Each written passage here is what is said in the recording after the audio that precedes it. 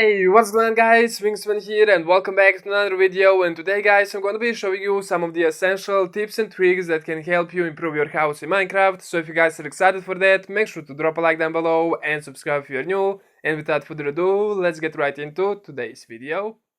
Really quickly before we get into the video, this is best for some kind of the medieval build. You know, medieval builds are the most common builds in Minecraft, so this would probably work the best for that kind of style.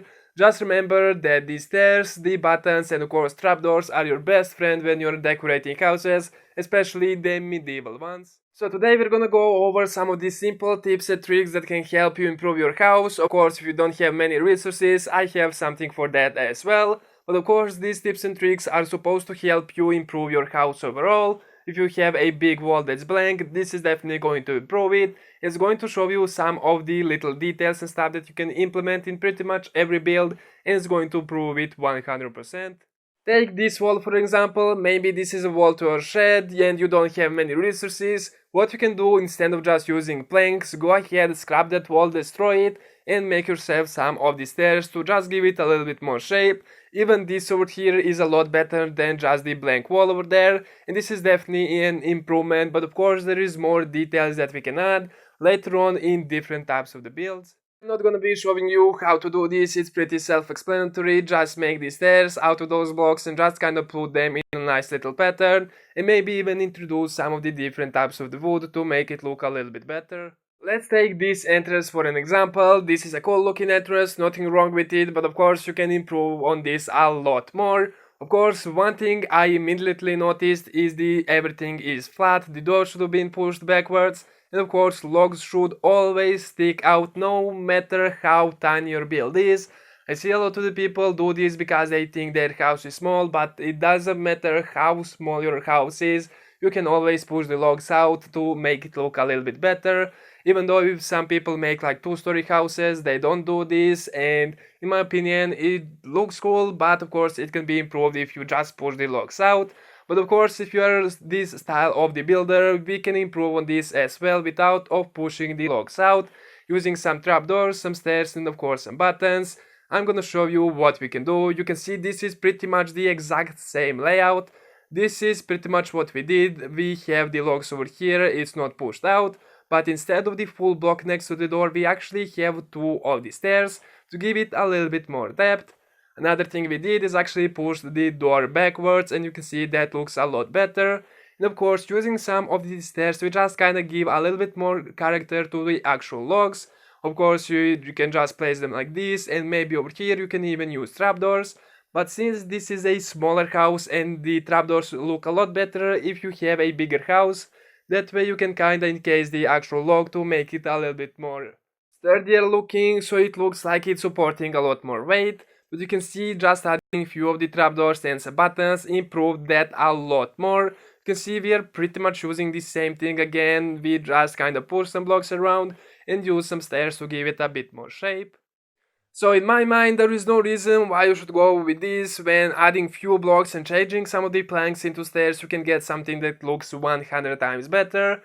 When you are building in medieval style, the most dominant thing is the actual spruce. So to kind of break that up, give it a bit more shape and some contrast, what I like to use is actual oak variants. Of course, the oak buttons and the oak trapdoors look the best, but of course you can use the little fences in some occasions. But of course this is pretty much for the entrance. I have some of the decoration you can use to improve your actual walls of the house. Let's say you have a wall like this, which is of course a step forward because you actually have the logs sticking out. Again, it doesn't matter how small your build is, always have the logs sticking out. And you can see this looks cool. A lot of people do something like this and kind of forget that the wall is completely blank. Of course, again, we're gonna use same materials, we're gonna use stairs, we're gonna use oak fences, some buttons and of course trapdoors to make this look a little bit better. Personally, when I see this, one thing I would immediately suggest is to encase the actual logs over here in some stairs and stuff to give it a bit more shape, and of course use some stairs to kinda break up the flatness of the wall. Of course, this is the result if you actually make something like this. You can see again, same materials. What we did is encase the actual log over here with some stairs. We have some of the oak trapdoors over here because this is a bit taller. And of course on the top we have some of the oak fences. Of course if your wall or house was taller, you would just kinda continue this pattern over here. You can see we did the same thing for the other one, and right here, instead of using only little planks of the spruce over here, what we did is added some more of the spruce logs over here to kinda outline the actual wall, and we have one in the middle. And then we just use some of these spruce stairs over here. You can see they're upside down to give it a bit more shape. And then on the logs we just place some of the trapdoors and some buttons to kinda give it a bit more color, because this spruce is kinda dark and this gives it a really cool look. You can see this is same proportions, everything is the same, we just decorated the actual wall. I mean, just look at two of them over here and tell me which one is better. If someone saw the one on the left, they would never know that it actually came from this one. I'm just going to go quickly over how to actually make this in case you guys want to use this. So let's say your house has a wall like this. You can see it's 5 wide and it's completely blank. Of course, the step forward is that you actually have the logs sticking out, but some people think that's enough to actually make the build look great. What you need to do is actually decorate the pillars, and then we can actually work on decorating the actual wall.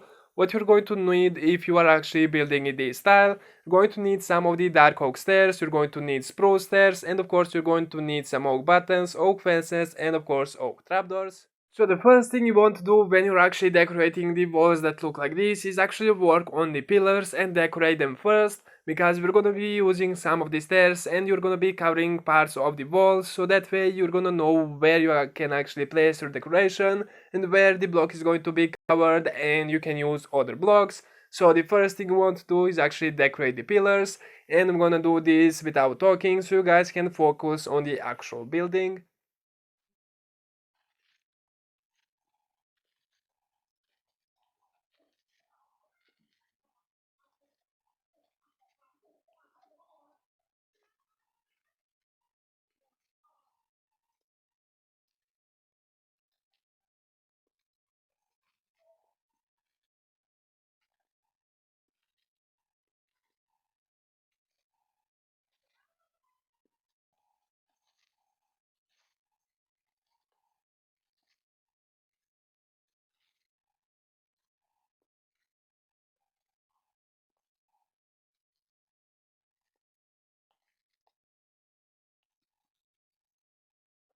And there we go, this looks a lot better than when we actually started. You can see just some small decoration can go a really long way. Now of course if you don't have that many resources, you should probably go and get them, but if you really don't want to get them and you have limited resources at the early game, something that you can do is actually decorate your pillars just like so, just using some trapdoors and oak buttons and pretty much alternate between them.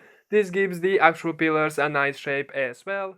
Let's talk a bit more about the pillars and how important they are for the overall look of the actual build. I showed you a couple of the different designs and I'm going to go over the meanings of all of them. Again, let's say you're just starting and you don't have enough resources and you decorate your pillars like this. It would look like a starter house or something like that. If you actually use the little design that we have right here, it would kind of look like you are more rich, you have more resources, and you can overall do a little bit better. But if you actually go for these pillars, of course, this would mean that you have some kind of dimension, and this would actually improve your mansion a lot. Of course, if you have a big house or a mansion, again, this style of the pillars is going to be for you, because it shows that you have been on the server for a long time, you have a lot of the resources, and you're kinda rich. If you use this one, it looks like you're just starting, you don't have enough resources, and that one over here is kinda medium. And in my opinion, the overall difference of the actual pillars really affects the overall build. Again, this would be that you're kinda in a village, you don't really have much resources. This would be that you have like a little upgrade, and this is like you are the main guy of the village, you are the richest one, and you have really cool pillars. In my opinion, those small details are the things that count. Of course, this is just like some kind of the lore for your village. You can see this one is the lower price, this one medium, and this is for like a mansion and rich people. It's just a really cool way to kind of think of your builds, and in my opinion, this definitely works for that sort of style. Over here you can see we have pretty much two same designs, but over here the main decoration of the actual pillar is maybe like this little thing over here, which kinda reminds me of like a lantern. You can see we have three of them on top of each other. Right over here we have two of them, but this one is more for like the ground, and you can see it kind of looks more sturdier because we have these stairs facing normal way instead of upside down right here. It kind of looks unrealistic that this is actually going to support the weight of the overall pillar, but of course it's up to you which design you want. Now the last thing I want to talk to you guys is about roofs. I see this a lot when people actually have like two sides of the building. They start with these pro stairs or any other stairs. They go from the actual wall and meet with the other side. Now that does really look great, and one thing I would suggest you there is to have a little bit of the overhang. But if you really want to use this design with just pro stairs going from one wall to the other, go ahead, grab yourself some of the dark oak variants. We have stairs and slabs, and of course a full block right there. Just kinda encase it over here, it looks a lot better, gives it a bit more shape, and when people are actually going through over here or maybe even flying, it's going to catch their eye because of the depth of the actual stairs over here. And this is just really simple to make, and I'm gonna show you how to do it.